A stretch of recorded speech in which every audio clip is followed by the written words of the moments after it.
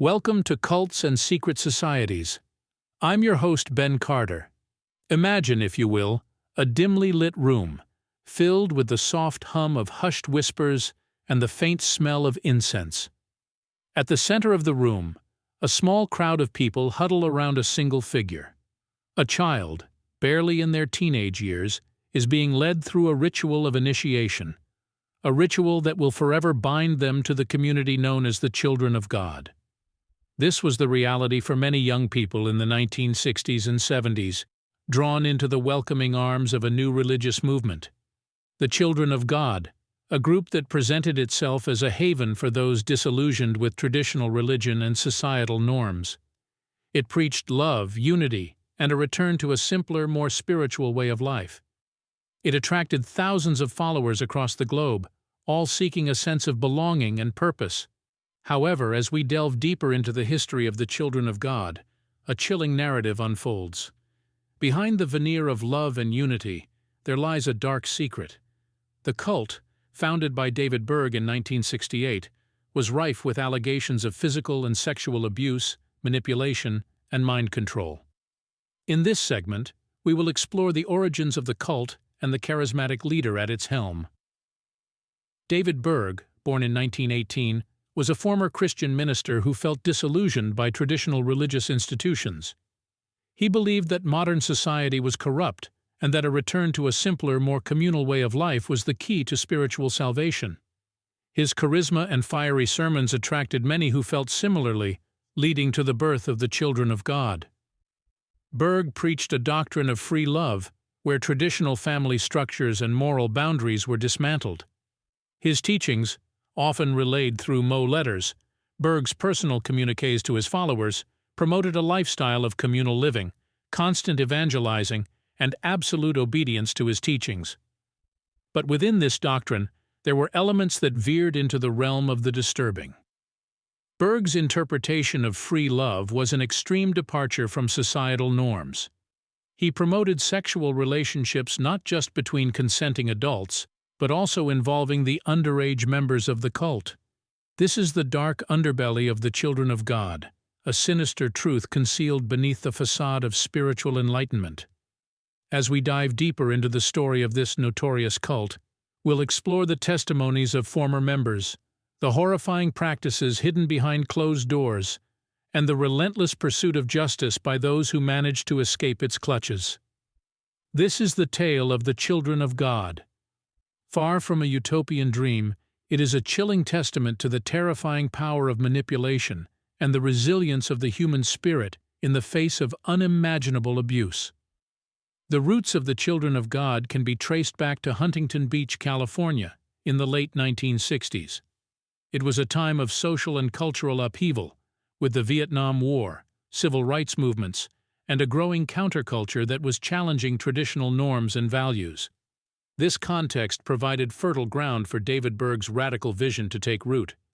Berg, hailing from a long line of Christian ministers, was initially a part of the Jesus movement, a religious revival that swept across the United States during the late 60s and early 70s. But his ideas were too extreme, even for this unconventional movement. Berg's teachings of free love, communal living, and absolute obedience were considered too radical, and he was expelled. Undeterred, Berg gathered a group of like-minded followers and began his own movement. The Children of God was born, initially presented as an alternative Christian community that was open to all, especially the disillusioned youth of the time. The countercultural ideals of peace, love, and equality seemed to find a spiritual home in Berg's teachings. Berg's charisma was a driving force in the rapid growth of the cult. He was seen as a prophet, a spiritual leader whose word was law. His teachings were disseminated through his letters, a series of pamphlets that contained his sermons, prophecies, and directives. Through these letters, he laid down the guidelines for the group's lifestyle and beliefs. However, beneath this veneer of spiritual guidance, there were disturbing undertones. Berg advocated for a twisted interpretation of free love, one that involved not just consenting adults, but also minors. He encouraged sexual relationships within the group, irrespective of age or family ties, under the guise of spiritual enlightenment. The children of God grew quickly, spreading across the United States and eventually reaching multiple countries across the globe. There was an allure to Berg's vision of a communal, egalitarian society, but underneath the surface, the cult was a breeding ground for manipulation and abuse, with Berg and his closest followers exerting absolute control over its members. In the next segment, we will delve deeper into the daily life within the cult and the horrifying practices that were hidden behind the facade of a utopian community. The story of the children of God is a testament to the devastating effects of manipulation and control, as well as the resilience of those who survived its horrors. The children of God was more than just a spiritual community. It was a tightly woven society, bound by a complex belief system that revolved around its charismatic leader, David Berg. Berg and his close circle of leaders, including his wife Karen Zerby, were viewed as divinely inspired figures. Their words were treated as gospel, and their directives were followed without question. David Berg was born in 1918 in Oakland, California. He was the son of a preacher and had deep roots in the Christian faith. Berg claimed to have received a vision from God at the age of 3, marking the beginning of his spiritual journey. His charisma, combined with a knack for storytelling, made him a compelling figure. He drew people in with his promise of a new kind of Christian community, one that rejected the conventions of mainstream society and embraced a more radical interpretation of the Bible. Berg's teachings were enshrined in his Mo letters, which functioned as the cult's sacred texts. These letters, named after Berg's nickname Moses, were filled with sermons, prophecies, and directives. They painted a picture of an apocalyptic future, one in which the faithful would be saved while the rest of the world descended into chaos. Berg used these prophecies to instill fear and maintain control over his followers. The belief system of the children of God was centered around the idea of free love and communal living. But this was a distorted version of these ideals, manipulated to serve the needs of its leaders. Free love was used to justify sexual relationships within the group, regardless of age or familial ties. Communal living, meanwhile, was a means of control, with members cut off from the outside world and their lives closely monitored. Berg's wife, Karen Zerby, was another key figure in the cult. Known within the group as Mama Maria, she was seen as a spiritual leader alongside Berg. Zerby played a crucial role in enforcing Berg's teachings and maintaining the cult's strict hierarchy. She was also involved in some of the group's most controversial practices, including the use of sex to recruit new members. The Children of God was a web of contradictions. It was a group that preached love and equality, yet practiced manipulation and abuse. It promised spiritual enlightenment, yet used fear and control to keep its members in line. And at the heart of it all were its leaders, who used their charisma and influence to maintain their hold over the cult's followers. A shroud of secrecy veils the activities of the Children of God, leading to an array of conspiracy theories. These theories, while varying in details, all suggest that the cult's activities extended far beyond what was visible to the public eye. They delve into darker, more clandestine aspects of the group, attempting to expose the extent of the manipulation, control, and abuse that occurred within it. One of the most prominent theories suggests that the Children of God was not just a religious cult, but also a front for a human trafficking operation. This theory is supported by the cult's practice of flirty fishing, where female members were encouraged to engage in sexual relationships to attract new members. Allegedly, this was a guise for a more sinister operation, where members, including children, were trafficked for sex. While concrete evidence is scant, testimonies from former members alleging sexual abuse lend some credence to this theory. Another theory posits that the Children of God was involved in political manipulation and had connections with high-ranking individuals in various governments. This theory is fueled by the cult's international reach and its ability to maintain operations across the globe despite numerous allegations of abuse. It is suggested that the cult used its members to gain influence over powerful individuals, thereby securing protection against legal repercussions. A related theory extends this political manipulation to the world of entertainment. Some believe the Children of God had a foothold in Hollywood, with certain celebrities allegedly having links with the cult. Some even suggest that the cult manipulated these celebrities to further its agenda and spread its ideology. This theory, while sensational, remains largely unsubstantiated and is mired in speculation. Perhaps one of the most disturbing theories is that the cult was involved in mind control. Given the cult's ability to make its members conform to its unconventional and often harmful practices, this theory suggests that the leaders used mind control techniques. Methods such as isolation, gaslighting, and fear tactics could have been used to manipulate members into complete obedience, thereby stripping them of their ability to question or resist the group's directives. While these theories continue to circulate, the truth remains elusive, shrouded in the secrecy that has always surrounded the children of God. What is undeniably true, however, is the harm and destruction the cult caused in the lives of its members. These theories, whether fully substantiated or not, serve as a reminder of the potential dangers lurking behind the facade of such groups, and the lengths some will go to maintain power and control.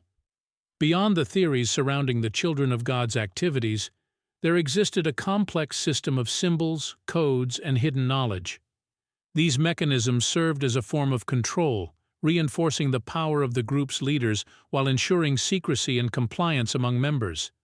One of the most notable symbols was a key, which the children of God used as their emblem. The key's design was simple, yet it bore a profound significance within the cult.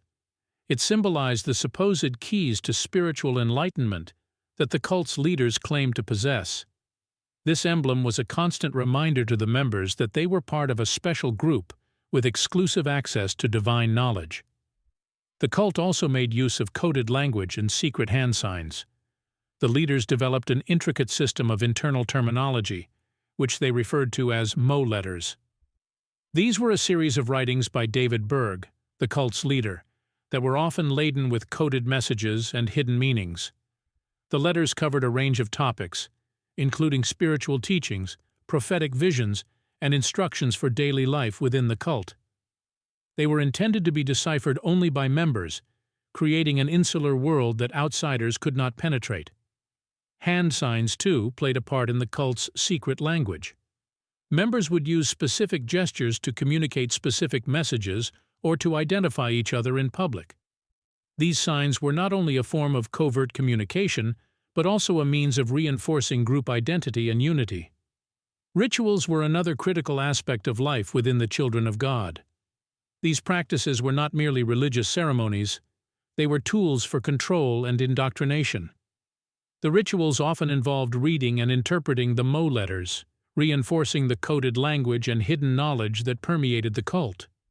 They also served to validate the leader's authority, as they were presented as the only ones capable of guiding members through these complex ceremonies. The use of symbols, codes, and rituals within the children of God was not merely incidental.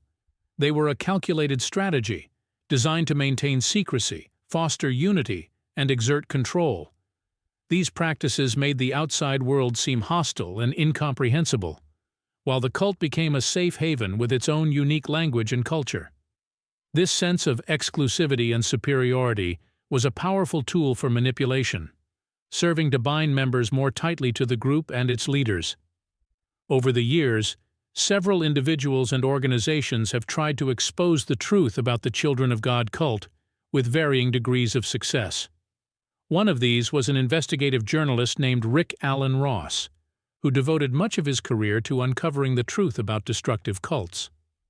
Ross had a particular interest in the Children of God, and he conducted extensive research into their practices and beliefs. His work helped to shed light on the cult's history of abuse, manipulation, and exploitation. Ross was not alone in his efforts. Other journalists, as well as former members of the cult, have also attempted to expose its dark side. They have shared stories of physical and psychological abuse, sexual exploitation, and the systematic breakdown of individual autonomy. These accounts have been corroborated by independent investigations, which have uncovered a pattern of abuse and manipulation that spans decades and crosses continents. The response of the Children of God to these attempts at exposure has been varied. In some cases, they have resorted to threats and intimidation, attempting to silence those who speak out against them. They have also engaged in a campaign of disinformation, spreading false stories and creating confusion to discredit their critics. One of the most notable instances of this was in the late 90s, when the cult launched a concerted effort to rebrand itself. It changed its name to the Family International and attempted to distance itself from its controversial past. This was a classic case of deflection, as the group sought to divert attention away from its history of abuse and present itself as a benign religious community. However, despite these efforts, the group has never been able to fully escape its past. The Children of God have also been known to deny the allegations against them outright. They have claimed that the stories of abuse are lies, spread by disgruntled former members or individuals with a vendetta against the group. This is a common tactic among cults, often used to discredit those who attempt to expose them. Despite these attempts at cover-up and denial, the truth about the Children of God has slowly but surely come to light. The brave individuals who have spoken out against the cult, along with the tireless efforts of investigators, have ensured that the group's dark history can no longer be hidden. The full extent of the abuse and manipulation within the Children of God may never be known. But thanks to these efforts, the world now has a better understanding of the reality behind the cult's smiling facade. Despite the cult's dark history, it is essential to understand the philosophical and spiritual beliefs that fueled the Children of God's mission. This group, like many others, based their teachings on a unique interpretation of Christian doctrine. It was this interpretation, steeped in apocalyptic visions and an unusual focus on sexuality, that would prove to be the seedbed for the cult's eventual spiral into abuse and manipulation. The Children of God cult was founded by David Berg, who saw himself as God's prophet in a dying world. He believed that the end times were upon humanity, and that he had been tasked with preparing a chosen group of followers for the coming apocalypse. This belief in impending doom was an integral part of the cult's teachings. It created an urgent, us versus them mentality that helped to isolate members from the outside world and foster a deep dependence on the group. Berg's teachings also heavily emphasized divine love, but in a deeply warped way. He taught that God's love was unrestricted, extending even to sexual relationships. This led to the infamous practice of flirty fishing, where female members were encouraged to engage in sexual relationships with potential converts as a form of evangelism. This sexualization of divine love not only manipulated members into abusive situations, but also served to further blur the lines between right and wrong within the cult. The cult's teachings went beyond Christian doctrine and ventured into the metaphysical. Berg claimed to have regular visions and prophecies, which he would record and distribute to his followers in the form of Mo letters. These became sacred texts within the cult, their authority rivaling or even superseding that of the Bible. They covered a wide range of topics, from the mundane to the mystical, and were seen as direct revelations from God. In the cosmic scheme, the Children of God viewed themselves as the chosen ones, set apart from the rest of humanity. They believed that they were on a divine mission, handpicked by God to survive the end times and usher in a new era of peace and love. This belief not only fostered a sense of superiority and exclusivity among the members, but also justified the cult's abusive practices as necessary sacrifices for the greater good. In essence, the Children of God's spiritual beliefs were a potent mix of Christianity, mysticism, and sexual liberation, all underpinned by an apocalyptic worldview. The teachings were designed to coerce, control, and manipulate, all while maintaining the facade of a loving and spiritual community. Despite the horrifying reality of the abuse and manipulation within the Children of God, the influence of this group has extended far beyond its original members. There's a chilling ripple effect that has touched various aspects of modern culture and power structures, from media, politics, religion, to education and finance. In the media sphere, the Children of God, or the Family International as it's now known, has left a significant imprint. The cult's controversial practices and the stories of its survivors have been the subject of numerous documentaries, books, and news articles. It has also indirectly influenced popular culture through its high-profile former members, such as actors Joaquin Phoenix and Rose McGowan, who have spoken publicly about their experiences growing up in the cult. In terms of religion, the children of God's teachings and practices have pushed the boundaries of what is acceptable within a religious framework. The cult's blend of Christian doctrine with sexual liberation and apocalyptic prophecy has left a lasting impact on how fringe religious movements are perceived. Some argue that the cult has contributed to a broader societal shift toward viewing such groups with suspicion and skepticism.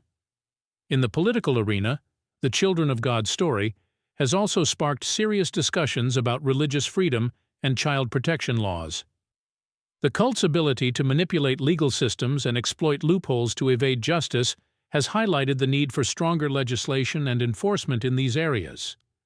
In the realm of education, the Children of God's practice of homeschooling and isolating their children from the outside world has raised questions about the regulation of alternative education methods.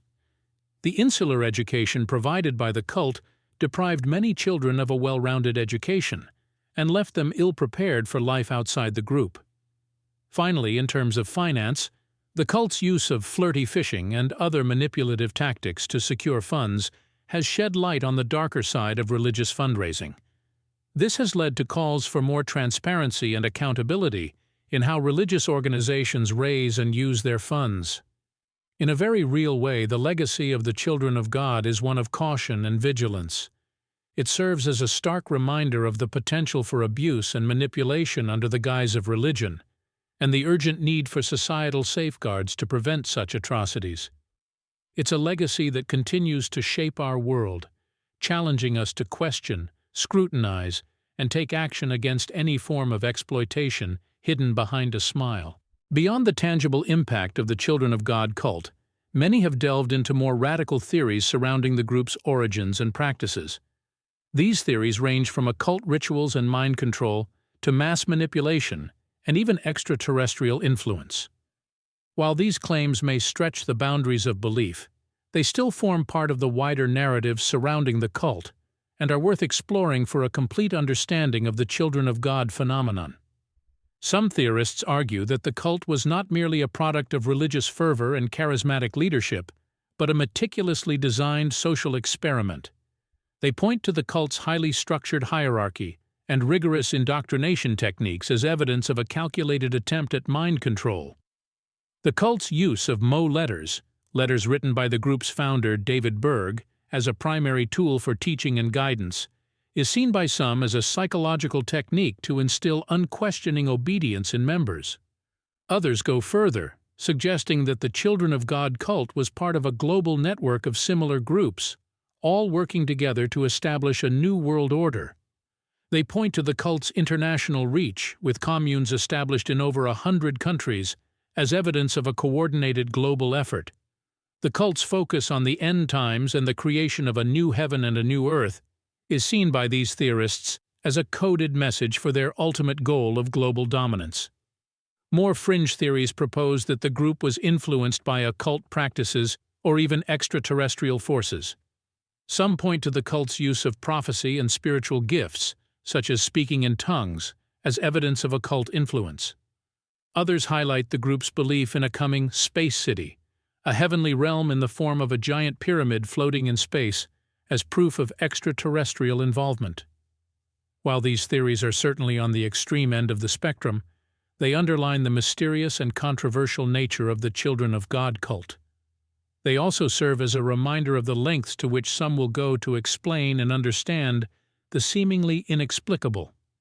Whether you see these theories as valid insights or wild speculation, they add another layer to the complex and disturbing story of the Children of God. Regardless of where the truth lies, one thing is clear: the legacy of the Children of God cult continues to provoke fascination, horror, and speculation long after its heyday. It serves as a potent symbol of the darker side of human nature and the potential for manipulation and exploitation that can lurk behind the most innocent of smiles. In the end, the full truth about the Children of God cult remains shrouded in mystery. The distance of time, the reluctance of former members to speak out, and the cult's own secretive practices have all contributed to an abundance of unanswered questions. How many people were truly part of the cult? How many victims still suffer in silence? How did the cult manage to maintain its operations across over 100 countries? Was there indeed a larger global network of similar groups, as some theorists suggest? The death of David Berg in 1994 did not dissolve the cult. It morphed, rebranding itself as the Family International. This new phase stirred up fresh questions. To what extent did the group abandon or continue its previous practices? What new ideologies took root? Were there still hidden connections to other cults, or were they truly operating alone? The cult's carefully crafted public image further complicates the picture. Behind the smiles and the altruistic facade, a dark underbelly existed.